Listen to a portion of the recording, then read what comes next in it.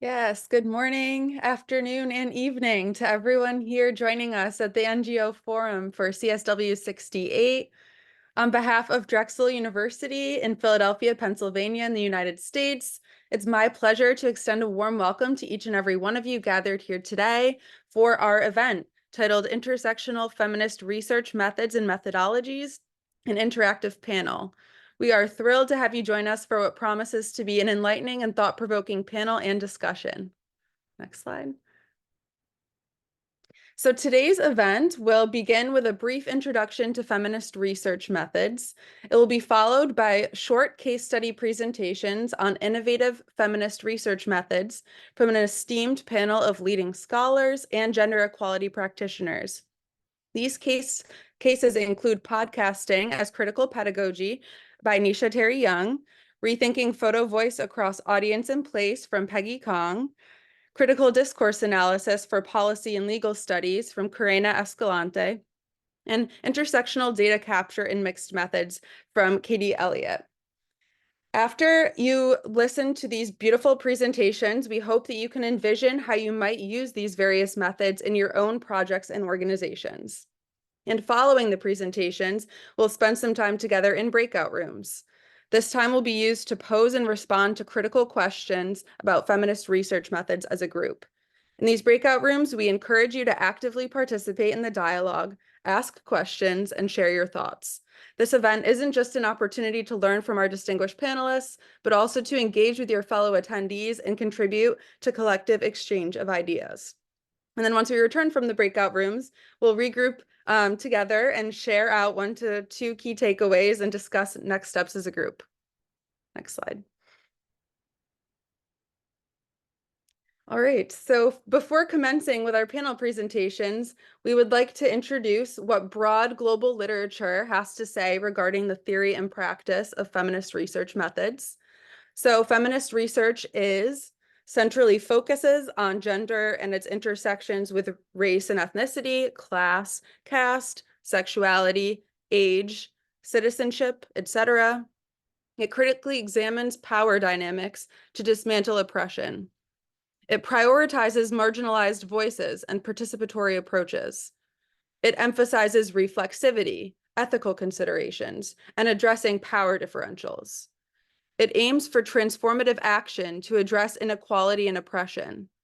And it acknowledges the researcher's positionality and prioritizes transparency and reflexivity.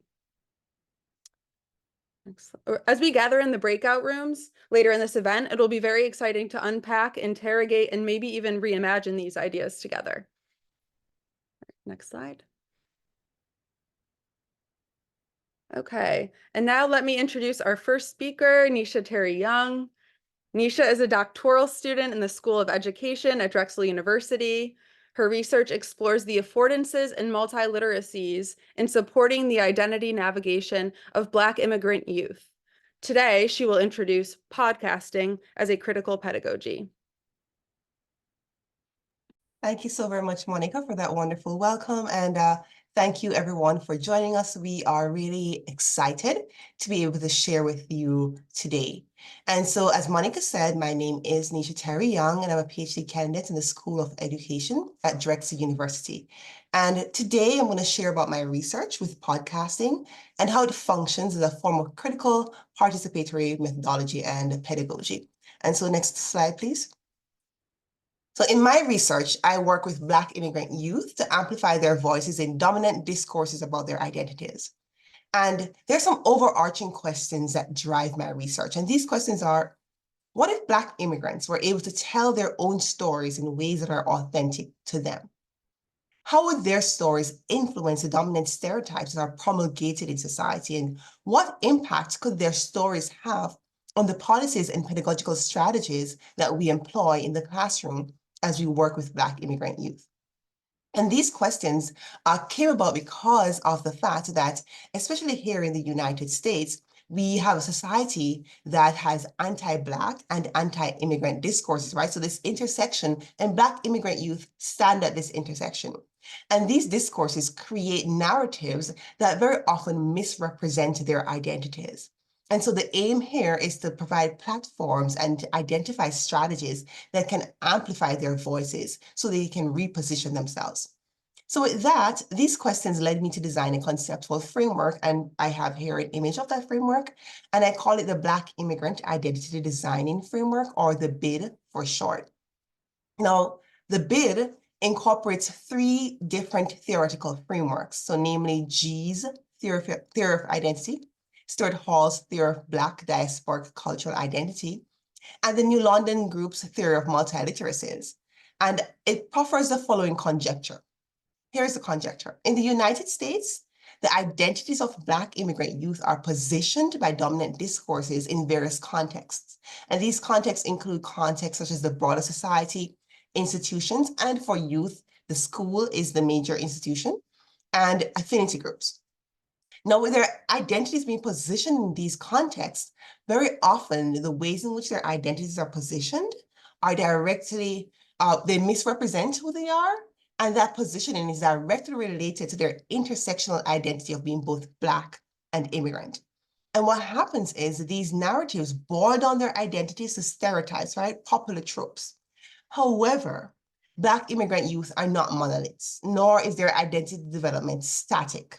They're transnationals who are constantly evolving, or as Stuart Hall puts it, they're constantly being and becoming. So how do we capture that? How do we capture this dynamic aspect of Black immigrant youth identity? And how do we amplify that within discourse? So room needs to be made to capture this evolution of identity. And we need to identify strategies to support Black immigrant youth as they're responding to stereotypes so that they can author their multiple hybrid narratives that reflects the multiplicity of their identities. Now, last summer, I implemented my dissertation research study, and I experimented with podcasting as a digital literacy tool that could provide the opportunity for Black immigrant youth to interrogate and respond to dominant discourses, as well as to amplify their voices so their authentic stories may engage with and possibly disrupt these discourses. Next slide, please. So let's talk about what podcasting is. Next slide. So we can think of podcasting as a repository of digital audio recordings that are available on demand, almost like an on-demand radio. But it provides opportunity for anyone really to be the speakers, right? To have their voices heard. And so this is where the intersectional feminist praxis comes in, because podcasting is a tool that offers participants the opportunity to both interrogate and respond directly to discourses about their identities. The innate structure of podcasting makes room for participants to bring all of their intersectional identities to bear upon critical discussions about hot topics, burning issues, discourses that are important to them. Additionally, podcasting does not dictate what participants should think or how they should feel. Rather, the discussion structure that I utilize with podcasting in my research provides an opportunity for hybridity, where participants can author multiple and even conflicting narratives. So there's no prescription about what they ought to be saying. Now, participants can share their varying opinions and work collectively to achieve deeper understanding of themselves, of others, and of societal issues. As such, podcasting becomes this tool and this pedagogical approach that can foster communication across differences. And it becomes a method for educators and researchers to engage in critical praxis that fosters interrogation of discourses, policies, etc., and makes room for marginalized peoples to add their voices to broader discussions in ways that can unveil discrimination, reframe issues, reposition identity, and renegotiate solutions. Now, this draws upon Freire's discussion of liberatory dialogue in his book, Pedagogy of the Oppressed, where he postulates that true effective dialogue must be marked by hope, faith, trust, love, and critical thinking. And within the structure of podcasting, we're able to amplify these ideals. Now, next slide, please. Beyond this, podcasting is also a medium that allows for the amplification of voices on a broader scale. So participants' ideas and opinions don't remain in a journal article or within the walls of a classroom. Rather, through podcasting, participants' voices are amplified within broader discourses. and the potential for global amplification is limitless. So as I worked with my participants, I grew to regard podcasting as much more than just a digital literacy tool, and it distinguished itself as a critical pedagogy and a critical research method. What does this look like? Well, right here, I have a table of what the method looks like. And so it's a 4-day cycle where I engage participants in situated practice, where we work together and we establish a space to engage in authentic asset-based exploration of their identities. And you facilitate opportunities for participants to reflect on and communicate their experiences of positioning, right? And so within this space, we're looking at both this internal and external knowledge. External knowledge is what's out there in the broader discourses, but internal is what are our participants bringing, because they are experts on their identities, their experiences. So how can we amplify that internal knowledge? And in doing that, by bringing to them, hey, here are the policies, here are documents, here are discourses, and allowing them to connect that to their experiences, we're then raising their critical consciousness and unveiling oppression. And then we're making room for them to interrogate, to say, well, this is what is said, but this is not quite who I am, or this is how I feel about this. And in doing that, we can then allow, because they're reflecting and responding, they're also renegotiating and repositioning themselves within this discourse.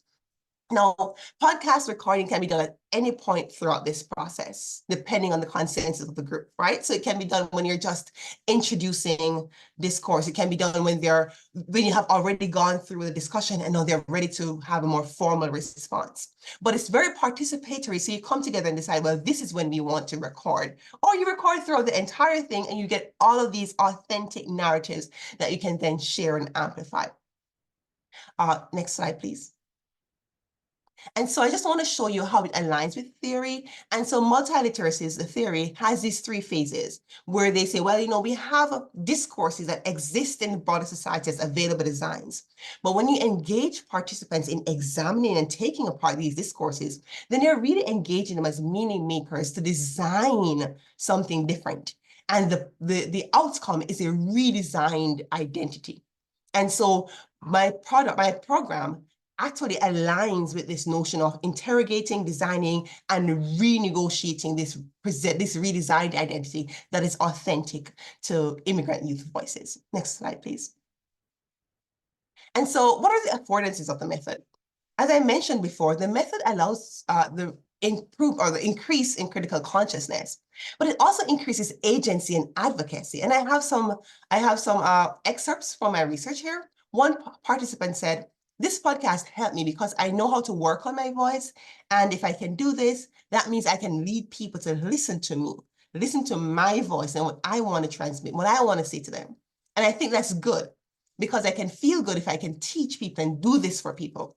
Podcasting also provides this platform to disrupt and hybridize narratives, to tell many stories, and allow for authentic reframing, creating space for amplification of voices. Another participant said, in podcasting, we get to talk about who we are. And then someone else said, I feel like they took everything from us and say that nothing happened. It's like they're saying we gave up everything.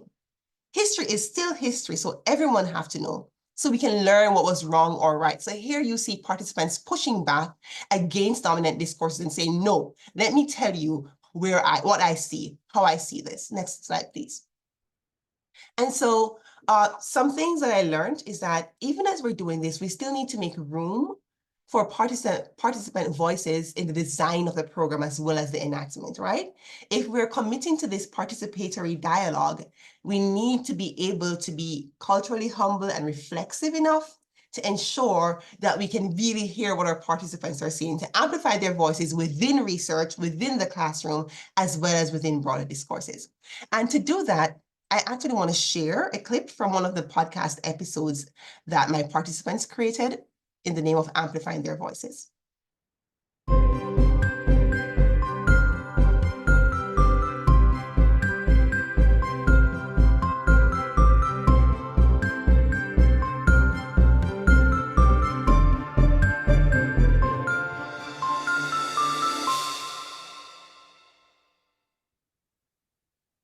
Hello, everyone. We are Diva, May, Salah, And Ami. And welcome to our podcast. Notre podcast s'appelle The Self-Love Fix et c'est un podcast de série d'été où nous partageons des histoires sur qui nous sommes en tant que jeunes immigrants noirs. Aux États-Unis, nous espérons que nos histoires aideront les éducateurs à mieux comprendre qui nous sommes. Nous espérons également que grâce à notre podcast, nous pourrons briser certains stéréotypes sur les immigrants noirs. À travers ce podcast, nous devons partager certaines choses sur nos identités, certaines choses que nous voulons que vous sachiez à propos de nous inclure. Moi, je suis fan de BTS, j'aime l'anime et je préfère le One Piece. So I'm Diva, so I'm proud of my color because some people always say something about we, us, loving K-pop, BL, and K-drama. But I have to say, I don't mind, so I hope people understand that liking K-pop as Black people, aren't weird. No, because we like rap doesn't mean all Black people have to like rap. And one thing I don't like is being misunderstood by someone who doesn't even understand themselves or be made of that you like doing as fun for so people can just pick an example of you. Thank you, Christy. I like anime and I like to play sports and play video games and I like to use computer. J'aime anime. And we're pausing it here, but we will be moving to breakout rooms where we can share more if we so desire. So in closing, next slide. I'm looking forward to talking more about this and sharing more. And in my room, we'll be also sharing with Dr. Tenisa Dekas, who's an assistant professor at Central Washington University, and her research. She's a microeconomist and she works in the field of public economics, and she really looks at the intersections that we're exploring here today. So I'm excited to share more with you.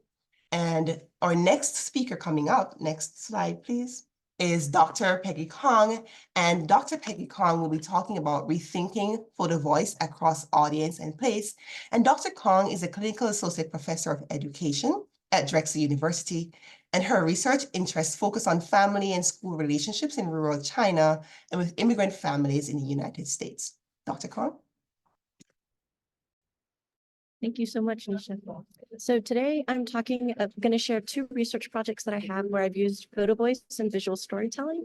And it really is an approach to really amplify and think about power dynamics and also to help individuals share things through visual pictures instead of using written form or other methods to kind of understand this.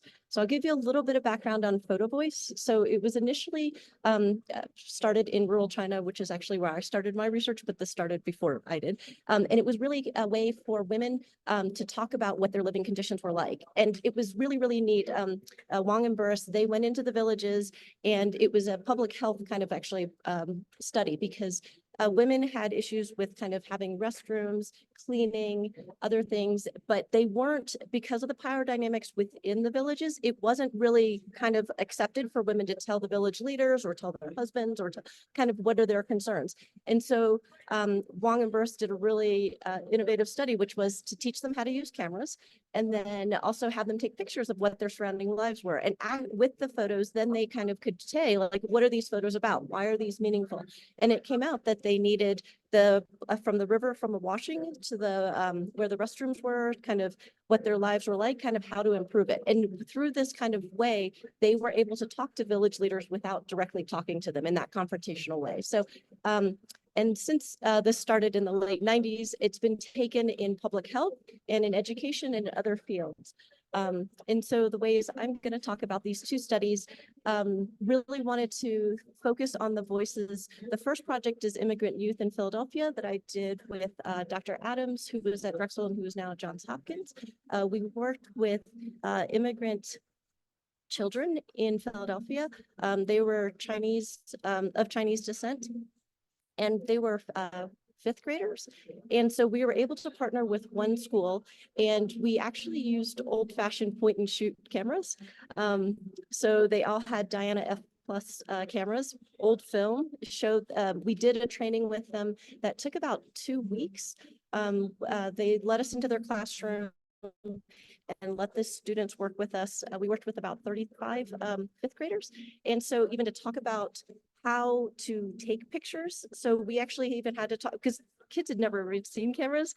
They'd actually just been taking pictures on their parents' cell phones or other things, and you take a ton of pictures. So we had to really talk about like what you're trying to tell your story with photos. And we really thought this would be a really great, especially for immigrant youth that may not, English is not their first language. So we wanted to be able to allow them to tell about their community and about their lives without this.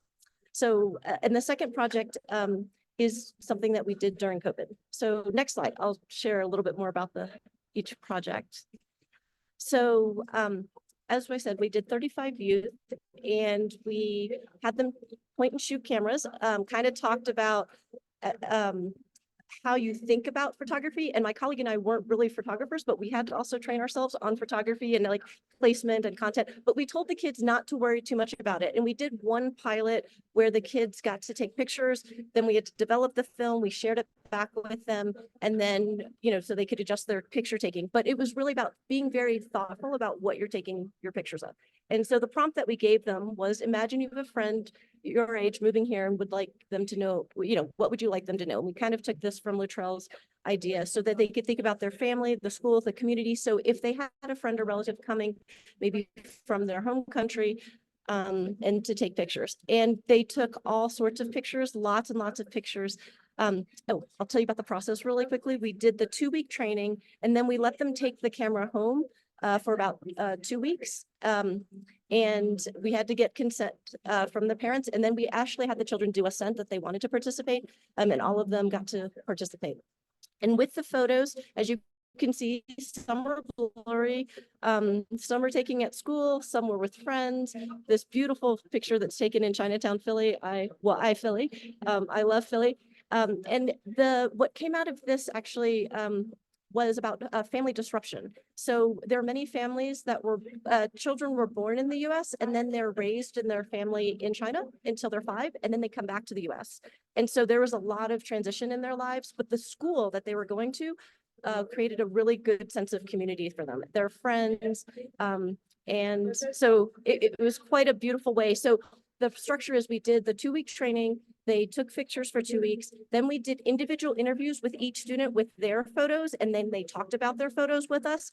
Then we did a focus group, small focus groups, where we shared everybody's photos of that focus group, and we talked about similarities or differences that they had, and then kind of talked through that. And then also an opportunity for them to share their photos with their community. So we actually printed the photos, put them in frames, and allowed them to have those. And then next slide. The second study that I've done with Photo Voice was during COVID. So I think many of you, everybody's probably familiar with what happened during COVID. The compression of time and space and what our lives were like. So actually they were former doctoral students of mine. We started a study in 2020, then we're still doing it on families, Asian and Asian Americans, because of their experiences specifically related to COVID and potentially discrimination, but also to understand family lives. We asked them so we had to modify the protocol for Photo Voice. And what we did was we had individuals use their phones this time, or any photos they had taken during COVID, archived photos or photos that they took for our study specifically, but just to explore their daily lives. And then we did them individually. So we interviewed them via Zoom individually, talk to about the protocol, and then have them take the pictures or share the pictures. We did the same thing, individual interviews with their photos. And then because of the fact it was COVID and they didn't know each other, we took everybody's photos and did like an individual interview of all the photos instead of a focus group. Does that make sense? So we had to modify our protocol in that way. So here are some of the photos that you could see. The one on the left here of this family, this is, I think, maybe a photo that many of you are familiar with, the kind of the multi-use space of rooms and families, kids schooling, home, working, all in the same space and having to balance that.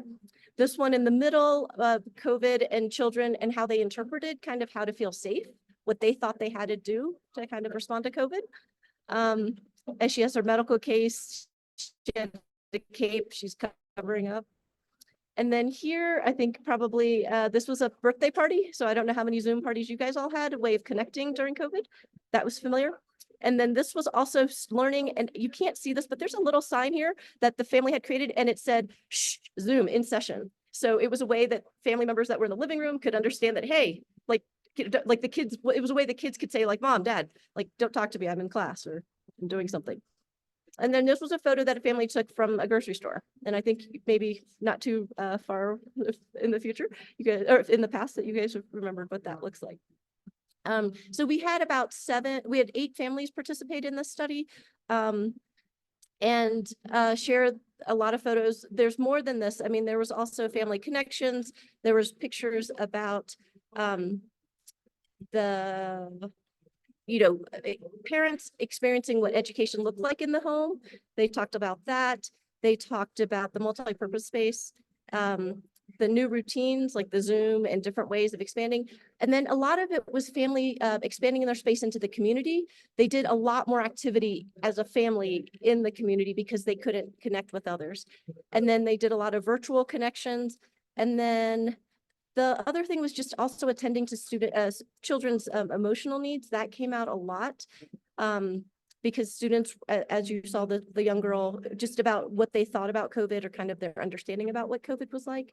And then, but it was also a space where families connected more, but it was also a place that parents were also very stressed about kind of how to connect and support their kids. So kind of taking this away is that photo voice is a very interesting, a very, very useful method for power dynamics in terms of allowing parents, children to share things in dialogue with those that maybe are in power or that are feeling comfortable. And especially for the immigrant youth, within the Chinese American culture, youth aren't expected to be able to kind of say like, this is what my life is like, or tell their stories. So this was really empowering for them, for their parents and the schools to kind of hear about. I think I'm at time, so I'll stop there. But I'd love to talk more about using photo voice and how we can use it to amplify voices, as Nisha was saying. Thank you. Oh, I want to quickly introduce our next speaker, Karina Escalante. She's a doctoral student, PhD candidate. Her study is critical discourse analysis for policy and legal studies. She's a former educator and ESL educator, and we're very excited. This is a piece of her dissertation, and we'll be very fortunate to be able to read it in the coming year. So when it's published, so please be on the lookout for it. And I pass it over to Karina. Thank you, Dr. Kong. And God willing, you can read it in a couple months, but we will see. So thank you for the introduction, and Nisha and Dr. Kong for sharing your methods in order to advocate for the feminist agenda. I will be contributing my 2 cents using critical discourse analysis, specifically for policy and legal studies. And you can go to the next slide, Dr. Kelly. So we'll start off briefly just by defining what critical discourse analysis is, and then go into how it can be applied to analyzing policies and legal texts. And we'll get into some examples that can hopefully be helpful to you.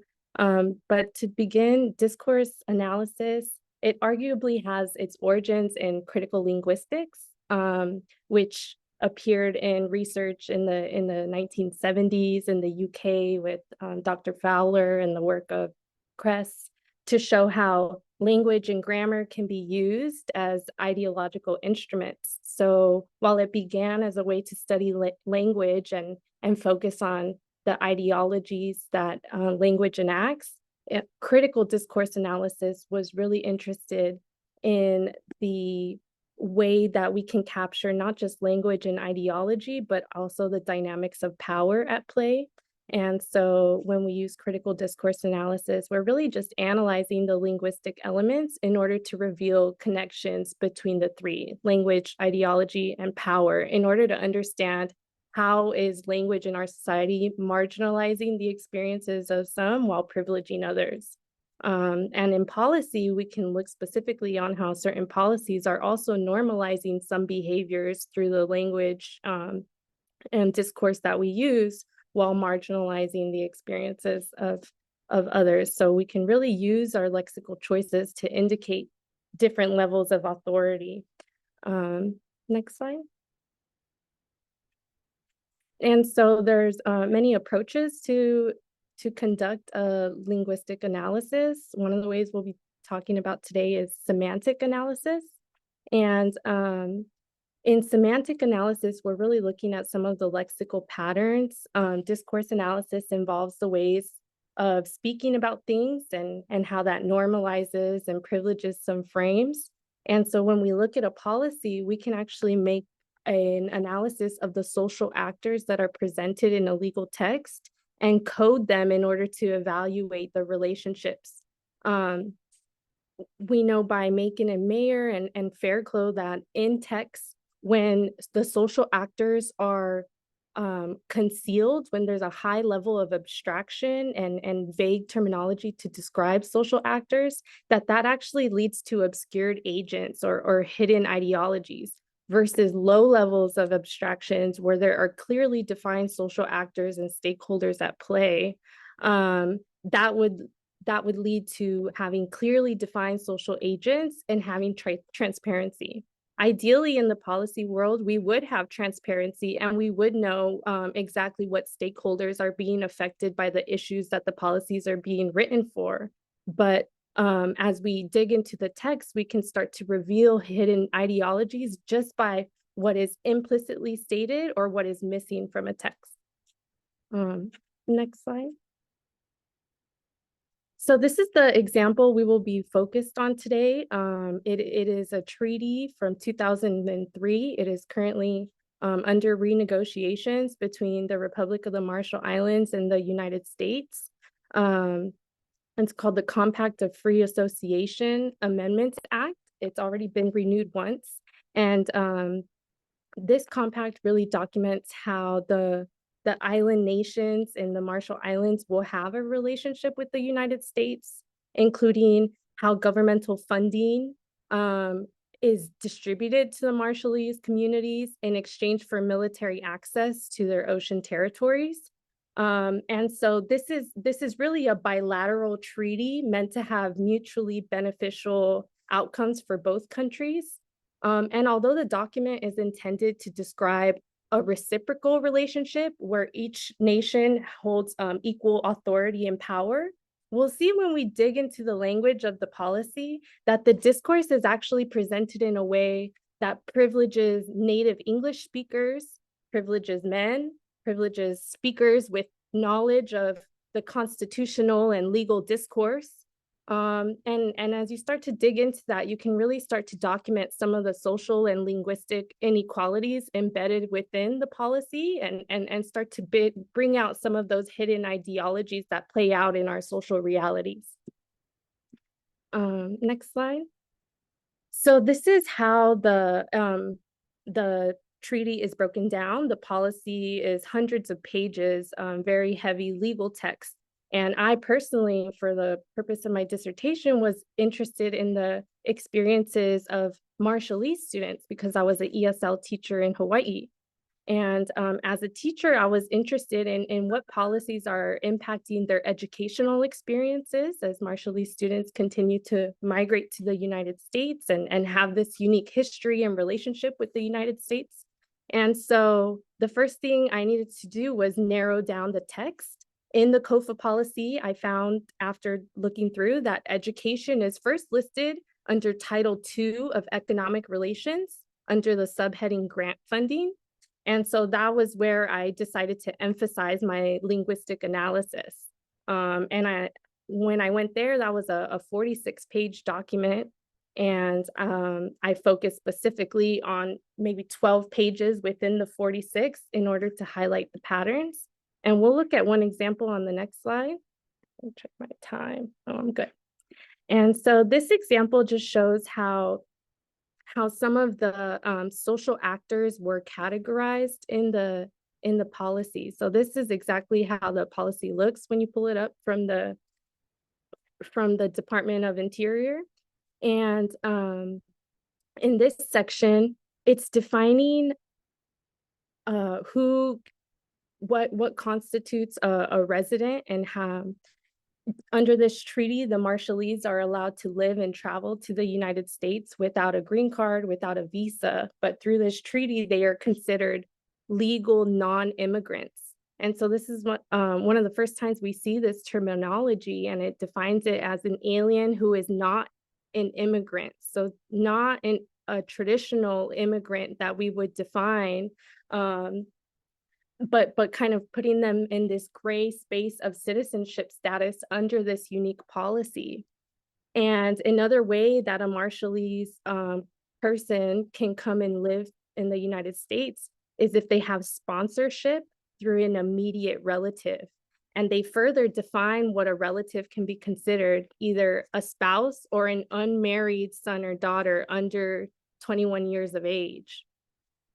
And then further down, they start to define that he or she must have sufficient means of support in order to actually use the travel privileges under this bilateral treaty.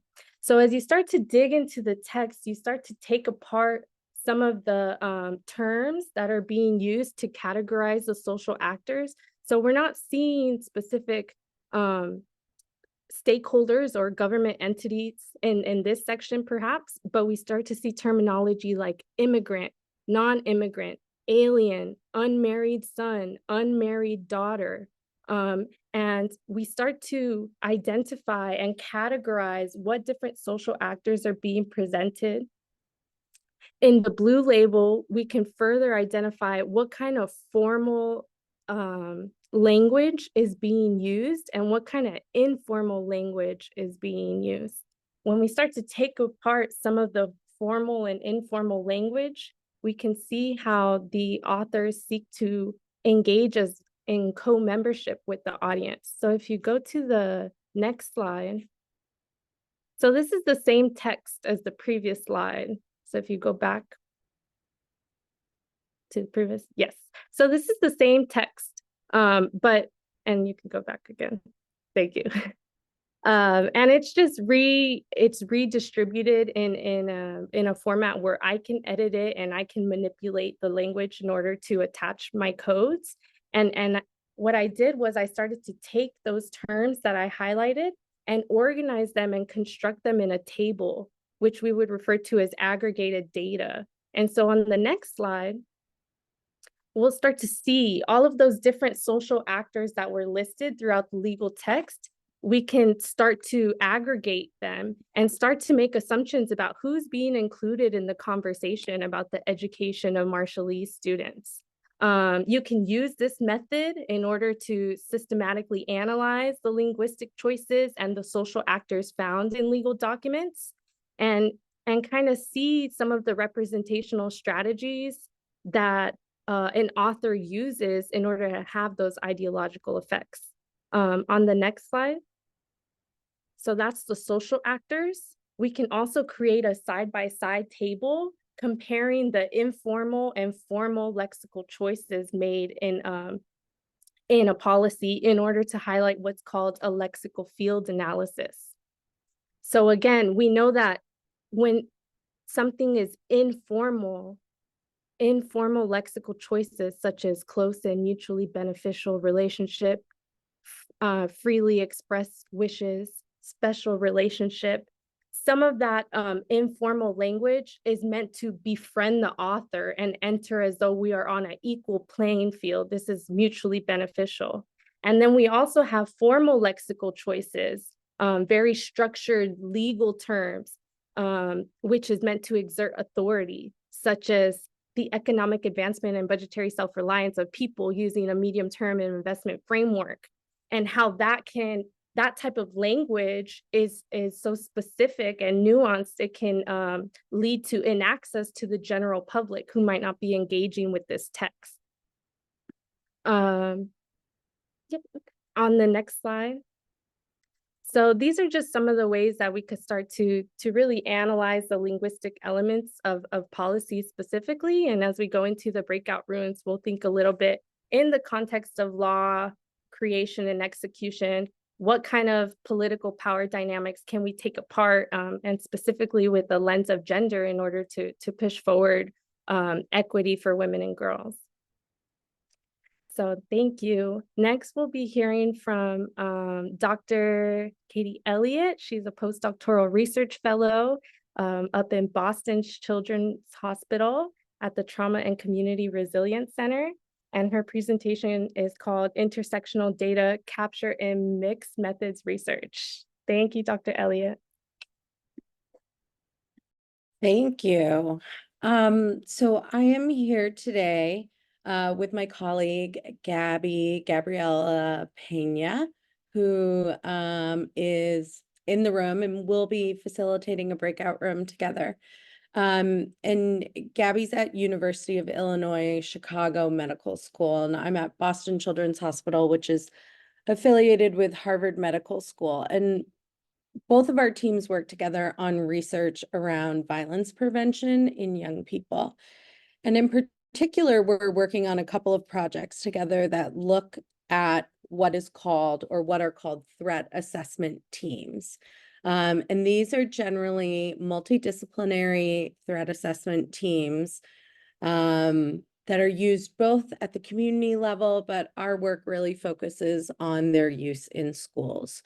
So what this would involve would be a team gathering together when a threat is made with people from different disciplinary backgrounds.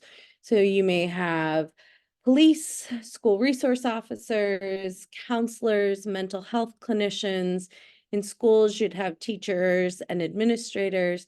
In the community, you might have religious leaders, you might have key political members, you'd have representatives from other public services like social services, you might have someone from housing. So basically, these teams come together and they look at threats that are made by individuals in the community. And there are a number of different models that are used, one of which, or some of which, are more empirically grounded.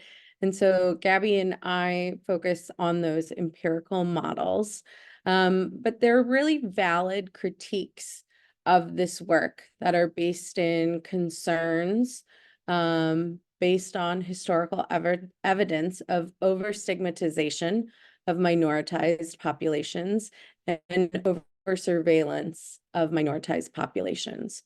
So in schools in particular, we are concerned with the over stigmatization and over surveillance of Black and Brown students and students with disabilities.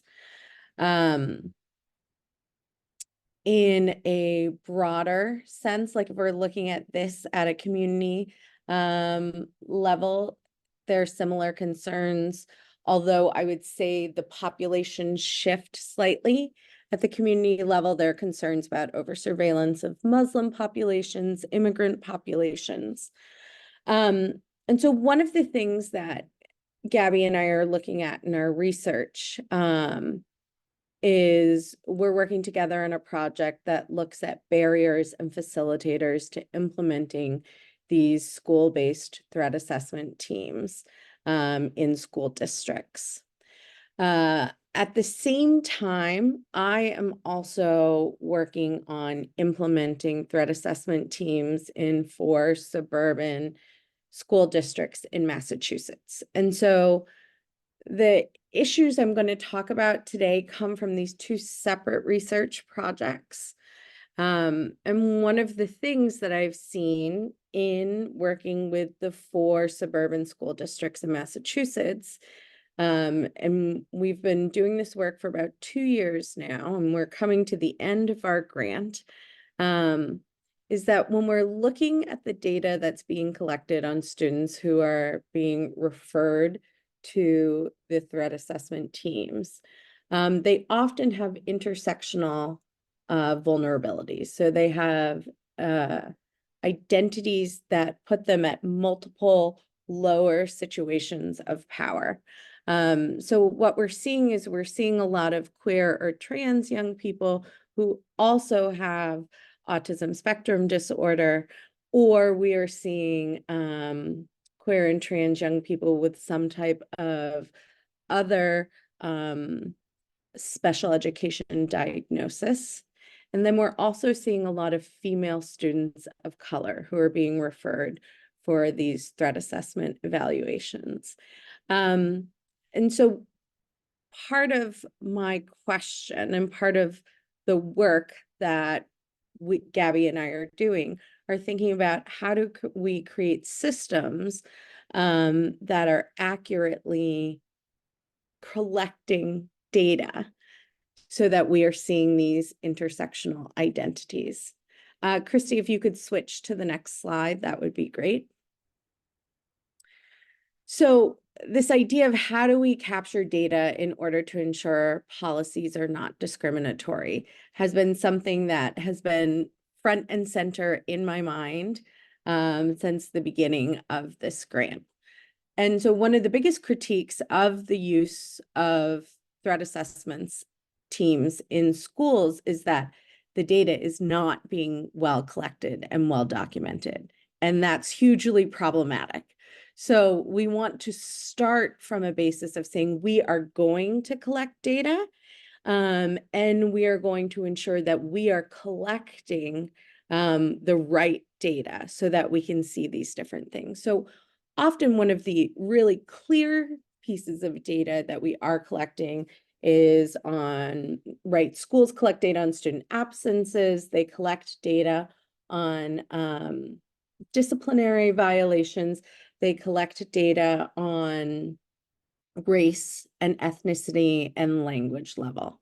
So that information is relatively easy to ensure that we have. Some of the things that are a little bit more challenging in collecting this data is gender identity and orientation, right? And that's not something that at a school level, we are asking students and young people to do. Massachusetts has a law that I believe it's at 12 that students can then determine their own gender identity and orientation without there being a phone call to parents. So under the age of 12, student says something, there is then a phone call made to parents. After that, does not trigger sort of a phone call to family. But gender orientation might not be something that students choose to share with school professionals, and gender identity also might not be something that students choose to formally share with school professionals. Special education status is something that is documented, but generally when it's documented in the threat assessment process, it is documented as more of a checkbox, right? Yes, they have a special education diagnosis.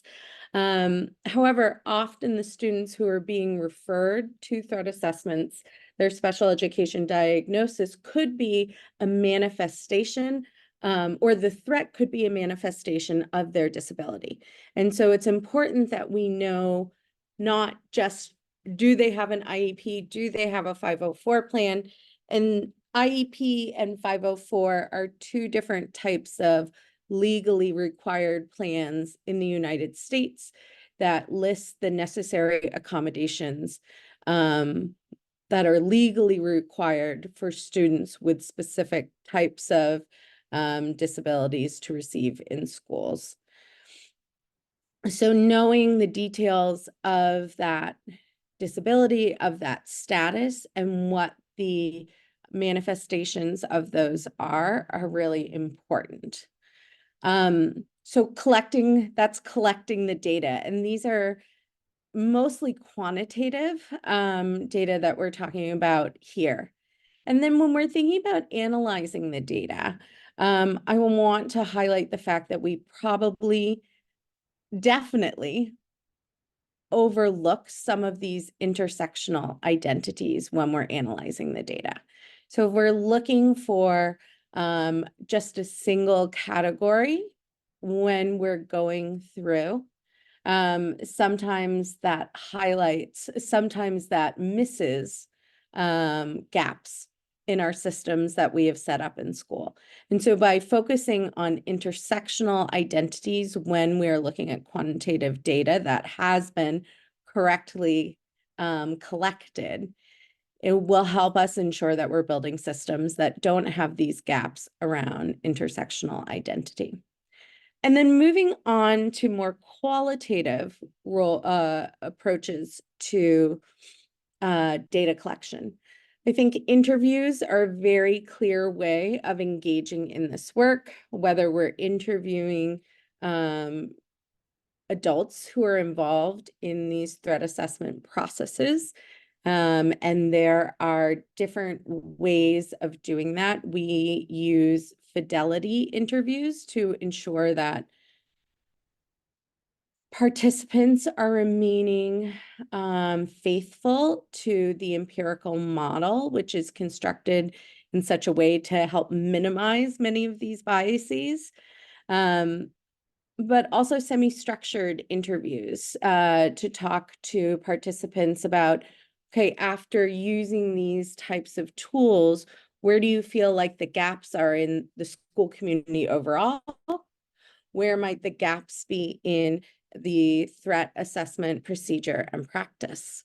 But I would also add that there are two other places that I think often get overlooked. And I think the first one is participant observation. And I might be biased because I very much enjoy participant observation, but I think often well-meaning individuals will say that they are doing one thing or explain what they are doing in one way, when in fact what happens is something else. And so participant observation is one of the few ways where that can be illustrated. Triangulation of data, using multiple data sources. So what I'm talking about with mixed methods is another way, but participant observation allows for that.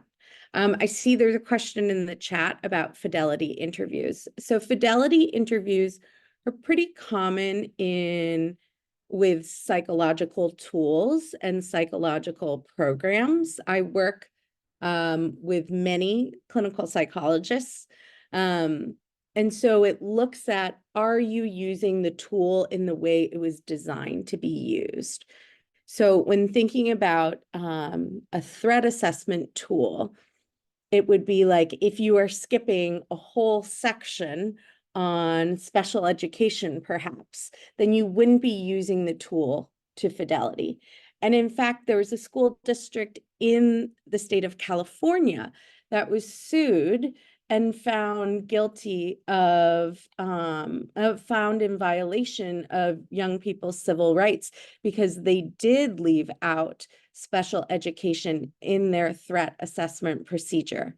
So these fidelity interviews are really important for schools to be doing because it is a way of sort of holding themselves accountable.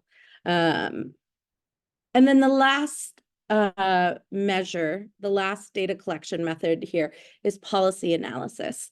And Christy, if you could switch to the next slide. I have a sample intersectionality policy analysis that was developed by Han Kivsky, and I can put the citation for that in the chat. But they have a series of descriptive questions and transformative questions that look at policies for public health in particular. And I would argue that these questions are applicable in other spaces in education. I have used these same questions in my global education policy class that I've taught with education policies as well. But so you'll look at sort of like, what is the policy? How is the problem represented? Which, if you're familiar with Carol Bacci's work, shows up in her policy analysis framework as well. How are different groups affected by the problem? And what is the current sort of policy response? And then the transformative questions are really insightful because they ask about inequities in relation to the problem. They think about short, medium, and long-term solutions. They ask questions about, will this policy reduce inequalities? And then they also ask you to reflect on your own positionality. So how have your thinking about the situation been changed by answering these questions?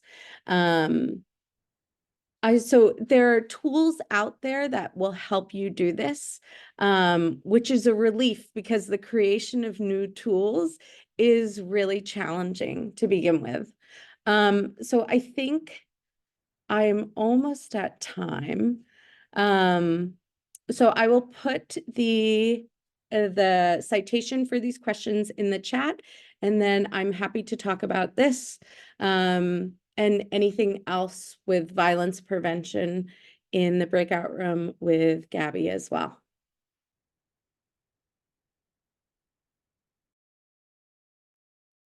All right. Thank you so much to our panelists. I feel like I, for one, learned so much from everyone and am continuing to learn every day and look forward to conversations in the breakout rooms. So that concludes the formal portion of the panel event. I hope that everyone else found something meaningful out of these presentations to apply to your research, your practice, or your life more broadly. And now we're going to transition into breakout rooms. So in these breakout rooms, we are going to be spending around 40 minutes engaging more deeply in some of these ideas and considering critical questions in feminist research. So the questions that we're primarily focusing on today are, what are your experiences with these or other research methods? What are your biggest challenges in doing feminist research? What role does geographic context, culture, etc., play in method selection or adaptation? How does bad research reproduce stereotypes of poverty or reduce poverty to merely financial? And finally, what do we need to do better and where do we go from here?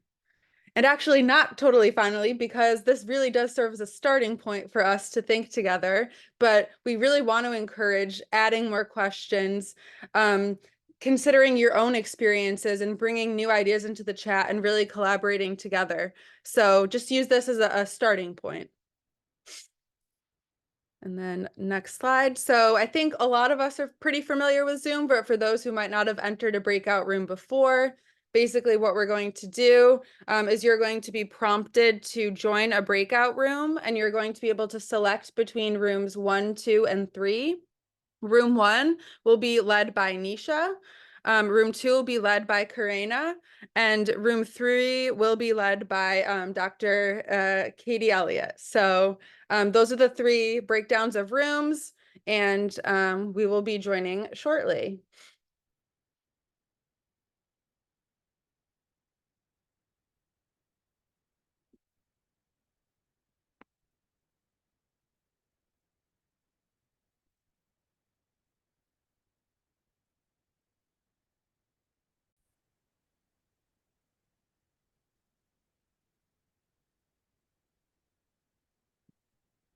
All right, is everyone back in the space, or are we waiting on a couple more folks?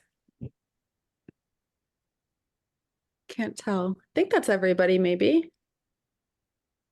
All right, great. Well, I, for one, had a very engaging conversation in my breakout room, so I'm hoping to hear how everyone's experiences went.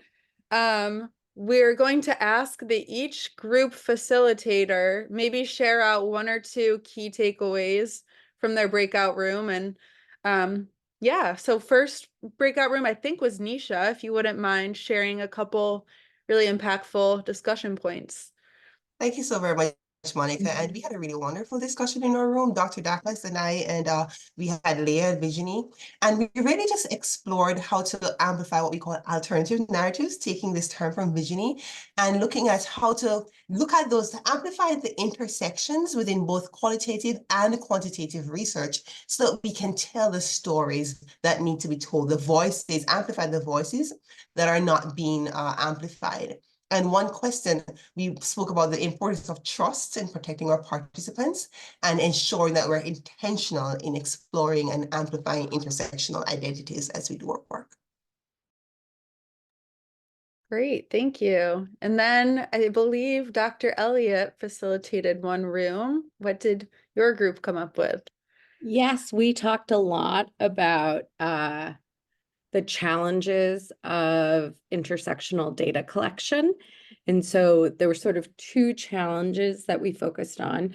And one was teaching people what intersectionality is, because so two of our participants were from Australia. And so they were sharing that, like, the conversations around intersectionality are really new there. And I think even in the US, in many spaces, they are also really new. Gabby and I work primarily in more securitized spaces. So with police or with law enforcement, and sometimes those are spaces that are maybe not as friendly to these topics. And so how do we have these conversations in productive fashions was one area that we talked about. And then the second area that we talked about was, like, what does it mean to translate intersectionality to data collection for practitioners? Right. So even if you are in spaces where people are bought into the idea and know that it's meaningful, how do we create tools and systems that allow for the correct data to be collected, reflection to look at the data and the tools and say, are we focusing on the right things? And then what do you do with that data you've collected afterwards? So it was a great conversation as well. Sounds like it. Thank you. And then finally, Karina, if you wouldn't mind sharing our group's major takeaways. Yes, we were equally represented by London and Philadelphia. Half our room was in London working on advocacy for women's health and victims of domestic violence and trying to push for more equity in some of those policies. And our other person had a STEM background, and we were kind of just talking about some of the geographical differences between the UK and the United States, but still how both contexts just face such strong social and political polarization, and how what it is that we need to do is to be able to speak effectively to different audiences, and sometimes that can be challenging, especially when we're not in a space like the people in this room where everybody's in agreement of the advocacy and equity for women and girls. And so we were just trying to build solidarity with one another while also talking about some of the very real challenges and methods and tools we need to be strategic in thinking about when implementing recommendations for so many stakeholders. And I'd love to invite our group too, if I missed anything, if they want to share.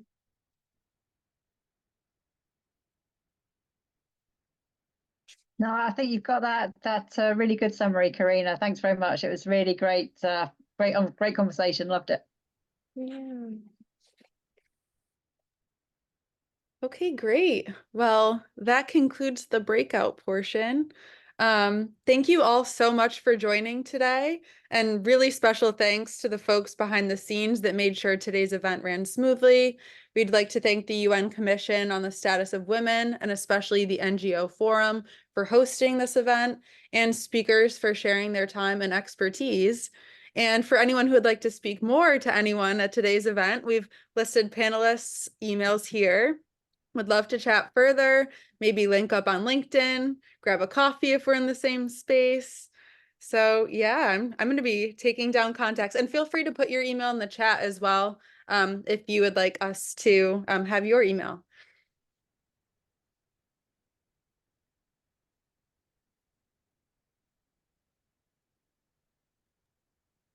Thanks. We can stop recording, I suppose.